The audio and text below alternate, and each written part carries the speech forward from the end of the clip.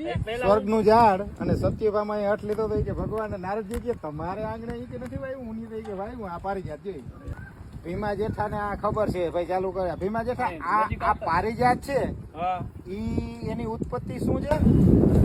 આ સત્યભામાએ હઠ લીધો હા ભગવાન ને કી જાળવું તમારે જોઈ વાહ તો પછી વાં ગયા એટલે ભગવાન કે ઈ મૃત્યુ લોકમાં કે આ સરગનું ઝાડવું છે હવે નહીં